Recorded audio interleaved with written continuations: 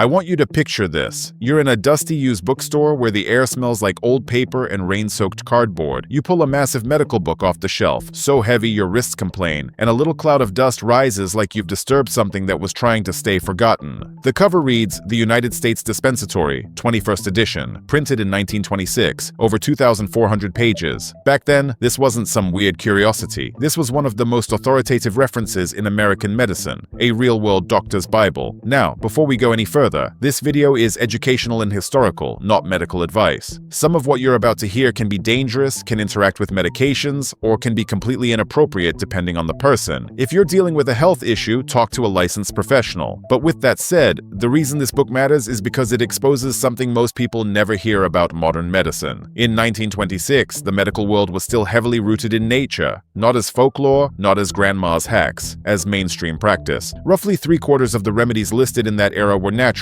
based on herbs, plants, animal extracts, and minerals. Only about a quarter were petroleum-based synthetics. Then the additions keep coming and the ratio shifts. By the 1940s, it's closer to half and half. Then by the mid-1950s, it flips. Only a quarter remains natural and the majority becomes synthetic. And here's the question that makes this whole topic feel less like history and more like a detective story. Did we become wiser, or did we just become more profitable and more specialized? Because modern medicine is powerful, no one can deny that. We have life-saving drugs, surgical techniques that look like science fiction, and diagnostic tools that can see problems before you even feel them. But we also have a system that often treats the fire alarm instead of asking why the kitchen keeps catching fire. We have thousands of diagnoses now, thousands of treatments, and entire specialties that rarely talk to each other. One doctor looks at your gut, another looks at your hormones, another looks at your skin, another looks at your mood. And you, the actual human being connecting all of it, becomes a pile of separate files. And in that kind of system, something gets quietly pushed out of frame. Lifestyle, food, sleep, stress, sunlight, movement, the microbiome, the rhythm of eating, prevention. Those things take time. They don't fit neatly into a 10-minute appointment and a prescription pad. So I'm going to open this 1926 time capsule with you, and I'm going to share 20 remedies that were normal enough to sit inside the mainstream medical reference of the day. Some of them are surprising, some of them are unsettling, and some of them are proof that what we now call alternative was, not that long ago, simply called medicine. First, cod liver oil. Doctors used it widely, including for infections like tuberculosis and for inflammatory conditions like rheumatoid arthritis. Today we understand part of the why behind it. Vitamins A and D, and omega-3s like EPA with anti-inflammatory effects, though that doesn't mean more is always better. Next, nutmeg oil. This one sounds almost absurd until you remember history was full of experiments on the nervous system long before we had modern psychiatric medications. Nutmeg had psychoactive properties that were taken seriously enough to appear in medical literature, though it's also a reminder that natural can be potent and dangerous. Then there's olive oil, used as a mild laxative and discussed in relation to gall discomfort, because fat stimulates bile flow. Simple, practical, and not mystical at all. Pine needle oil shows up too, used in a steam inhalation method. A few drops into boiling water, then breathe the vapors to loosen mucus and help chronic bronchitis. It's the kind of remedy people now dismiss as a home hack, but there it was, described in a serious medical textbook. Castor oil appears for constipation because it increases the pumping action of the colon, peristalsis, and also topically for certain skin problems. Sandalwood oil is listed for infections involving the urinary tract and respiratory issues, back when options were limited and doctors leaned on botanical compounds with antiseptic properties. Sassafras appears as well, famous culturally through root beer, but discussed historically as an antiseptic and used in dental contexts. Then we hit something that feels like it belongs on a modern supplement shelf, betaine hydrochloride. It's described as a digestive support, used for indigestion and gastric problems, because stomach acidity matters more than most people realize. And right after that, pepsine, a digestive enzyme used for protein breakdown, with the important note that enzymes like pepsin depend on the right pH, meaning without enough stomach acid, the tool doesn't work. Then there's Lugol's iodine, used historically for thyroid-related conditions, and discussed in contexts that include protection of the thyroid in radiation exposure situations, again showing how mineral-based approaches were woven into early clinical practice. Magnesium sulfate, Epsom salts, shows up in ways that sound wild to modern ears: relaxation, sleep support, anxiety, pain, even depression. And whether or not every historical use holds up today, it's a reminder of how central minerals once were to the medical mindset, before the era of specialized pharmaceuticals. Calcium chloride appears too, discussed as a way to shift internal balance in cases linked historically to itching, allergies, or asthma triggers. The language is old school, sometimes strange, but the core theme is consistent. The body was approached as a system. Liver extract is listed for anemia because it's naturally rich in iron and B12 with cofactors in one package. The modern world often isolates a single molecule, then wonders why results vary. But the old approach sometimes delivered a bundle of nutrients the body actually uses together. Then we get to methylene blue, one of the earliest synthetic agents. A dye was with a long medical history, used back then for serious conditions like infections and even tumors in historical references. Today, it's resurfaced in discussions about mitochondrial function, which is interesting, but also a perfect example of how trends can reappear when old tools get rediscovered. Lithium carbonate is next, and it opens a whole cultural door. Lithium springs, mineral waters, people traveling to bathe and drink what they believed calmed the mind. Lithium remains a real psychiatric medication today under medical supervision, but historically it was also part of public wellness culture. Even certain lemon-lime drinks once contained lithium until regulations changed. Then there's Glauber's salt, used as a laxative and purgative, part of that old medical idea of clearing out the system. Vitamin D appears too, and here's where the timeline gets fascinating. Older medical approaches sometimes used extremely high doses for certain conditions, then later guidelines tightened dramatically. Whether that shift reflects better caution, different research priorities, or changing institutional attitudes is exactly the kind of question that makes this whole story worth telling. Colloidal silver shows up historically as well, largely in topical antiseptic contexts, especially before antibiotics were widely available. And let's be clear, historical presence does not equal modern safety. This is a substance with known risks when misused, and its story is a warning label for the entire natural versus synthetic debate. Activated charcoal is listed for toxins, gas, and food poisoning-like situations, one of the few old remedies that still has a recognized place in modern emergency medicine in specific contexts. And finally, niacin, vitamin B3, described historically for metabolic support and discussed in ways that overlap with modern research on lipids and cardiovascular risk, as well as its role as a precursor connected to cellular energy pathways like NAD. Now here's the point. Looking at this list, you could take the easy route and say, see, Big Pharma erased all of this, but the truth is messier and more important. Some natural remedies were replaced because better, safer, more predictable tools came along. Standardized dosing saves lives. Clean manufacturing saves lives. Antibiotics, anesthesia, insulin, these are miracles. But the shift didn't just replace plants with pills. It replaced an entire philosophy. The idea that healing is often multi-factor, slow, and rooted in how you live. Drugs can be powerful, but many are designed to inhibit one specific pathway, one enzyme, one receptor, while natural compounds often act more broadly, sometimes gently, sometimes unpredictably. Modern medicine gained precision, but in many places it lost patience. And when you combine that with a system where research is expensive and funding often follows profit, you end up with a bias. What can be patented gets studied more, marketed more, prescribed more. Meanwhile, prevention gets pushed into the corner like an old chair nobody wants to carry upstairs. And that's why this 1926 book feels so haunting. Not because it proves some cartoon conspiracy, but because it forces an honest question. Are we truly moving toward more wisdom or just more technology? Are we honoring what stood the test of time while applying modern evidence and safety, or are we automatically dismissing the past as quackery because it doesn't come in a blister pack? And maybe the real answer isn't to worship natural or worship synthetic, but to stop thinking like it has to be one team versus the other. The smartest future might be integration, rigorous science, high standards, life-saving drugs when needed, and a return to lifestyle and foundational health as the default, not the afterthought. So the next time someone tells you that's just old-fashioned, remember, in 1926, old-fashioned was mainstream medicine. The question isn't whether we should go backwards. The question is what we left behind that still mattered, and whether we're brave enough to bring it back, not as folklore, but as properly tested, intelligently used wisdom. And if you want, in the next video, we'll go deeper into how medical education and industry pressures reshaped what doctors were taught to value. Because once you see the pattern, you start recognizing it everywhere.